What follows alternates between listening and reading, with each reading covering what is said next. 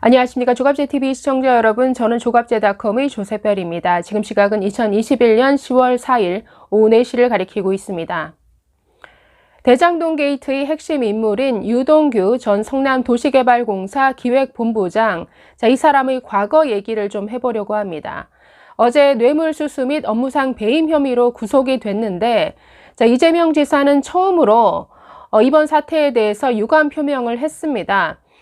관리자로서 책임을 느낀다라는 이런 취지였는데, 유동규가 측근이냐라는 지적에 대해서는 선을 그었습니다. 아니라는 것이죠. 그러면서 휘하의 공무원이 뇌물을 받았다라고 해서 대통령이 사퇴하는 것 맞느냐라고 하면서 더 이상 책임질 부분은 없다라는 이런 선을 그었습니다. 그런데 이 유동규의 과거를 보면 과연 이재명 지사의 입김 없이 차관급인 경기관광공사 사장 자리까지 대체 어떻게 오를 수 있었느냐, 이런 의구심이 굉장히 많이 듭니다. 이 사람의 과거를 살펴보면 처음으로 공직에 진출한 시점이 2010년입니다. 2010년 이재명 당시 성남시장에 당선된 직후인 2010년 10월에 성남시설관리공단 기획본부장으로 임명이 됐습니다. 이 시설관리공단은 현재 성남도시개발공사의 전신입니다.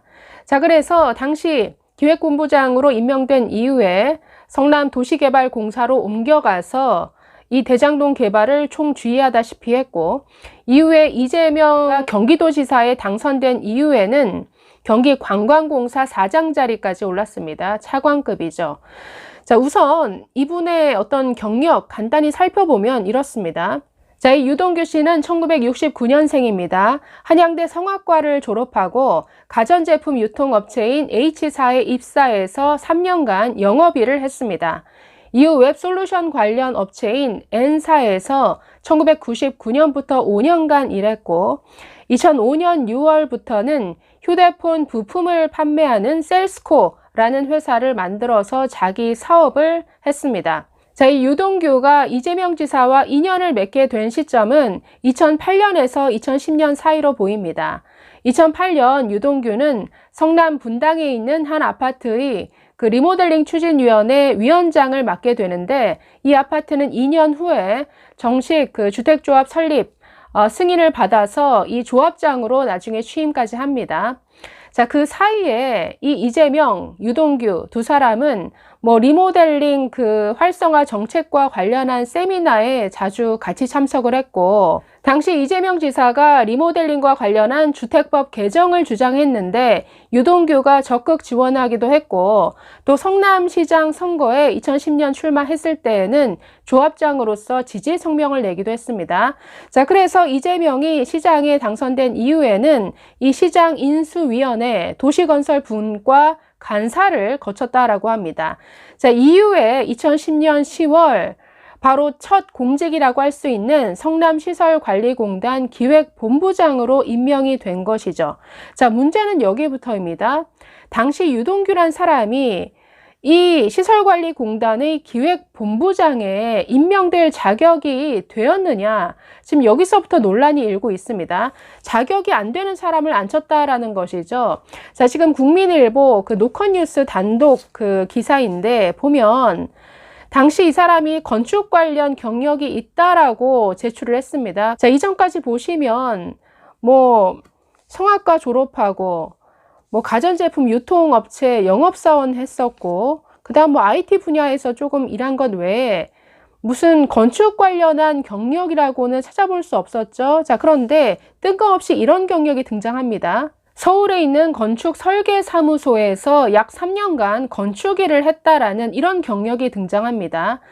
2010년 10월 이 시설관리공단 기획본부장에 임명된 이후에 성남시 의회에서 이 사람의 자격을 문제 삼았던 모양입니다. 당시 회의록에는 이 유동규가 설계사무소에서 약 3년간 건축 관련 일을 했다라고 자신이 발언한 내용이 나옵니다. 그런데 이 국민일보 보도에 따르면 설계사무소에서 건축 관련 일을 한 게 아니라 약 2개월 동안 운전기사를 했다라는 것이죠. 아니, 운전기사 2개월 경력을 그래서 지금 건축 관련 3년 동안의 경력으로 뭔가 허위 경력을 기재한 것 아니냐, 경력 부풀리기 아니냐, 지금 이런 의혹이 제기되고 있습니다. 자, 이 설계사무소 직원들의 여러 증언들이 나오고 있는데, 당시 대표가 운전할 수 없는 상황이어서 유동규라는 사람을 채용해서 약 2달간 운전기사로 일했었다라고 생생히 기억한다라고 증언하고 있습니다. 그리고 이후에 이 유동규가 찾아와서 자신의 어떤 근무 경력을 운전기사가 아니라 뭐 일반 직원으로 해달라, 이런 전원도 들었다라는 이런 증언도 나오고 있습니다. 자, 어쨌든 성남시설관리공단 기획본부장까지 임명이 됐는데, 관련 경력이라고는 지금 뭐 리모델링 추진위원회 또는 뭐 조합장으로 일했던 경력이 전부죠. 이외에 지금 이 건축사무소 일은 뭐 그 진위 여부를 알 수 없는 상태입니다. 그래서 어떻게 이런 사람을 이 기획본부장 자리까지 임명할 수 있었겠느냐, 자격 논란이 당시부터 있었다라는 것이죠. 그렇기 때문에 여기에 어떤 이재명 지사의 입김이 없었겠느냐, 이런 의혹을 충분히 제기할 수 있습니다. 그 이후 성남도시개발공사로 자리를 옮겨서 이 대장동 개발 사업 총 설계를 했고, 또 이재명이 경기도지사에 당선된 이후에는 차관급인 경기관광공사 사장 자리까지 올랐습니다. 그래서 측근이 아니다라고 부인하지만 어떻게 이런 경력의 사람이 차관급의 자리까지 오를 수 있었느냐, 여기에는 분명한 이재명의 영향력 없이는 불가능한 것 아니냐라는 이런 의혹 당연히 따르는 것이죠. 자, 이에 대해서 진중권 전 동양대 교수 오늘 페이스북 글을 통해서 이런 글을 올렸습니다. 자, 마지막으로 한번 읽어보겠습니다. 제목이 나는 등신이로쏘이다 라는 제목인데요. 자, 유동규는 성남시장 선거, 경기도지사 선거를 도운 측근 중의 측근, 지지 선언을 해준 덕에 고작 건설사, 운전기사 경력 2개월 가지고 무려 차관급인 경기도 관광공사 사장의 자리에까지 오른 인물이다. 이게 이재명의 권력 없이 가능한 일이겠습니까? 한마디로 자신의 공익에 복무해야 할 자리를 자신의 정치적 사욕을 위해 사사로이 나눠준 것입니다. 그 자리에는 황교익, 막 칼럼니스트인데 이 경기관광공사 내정됐다가 논란이 일어서 취소했죠. 그 자리에는 황교익을 앉히려고 했지요. 이익의 사유화, 비용의 사회화. 즉 이익은 사적으로 취하면서 비용은 공공에 떠넘기는, 이걸 꼬집습니다. 이게 전형적인 이재명 코드죠. 이번만이 아니라 매사가 그런 식입니다.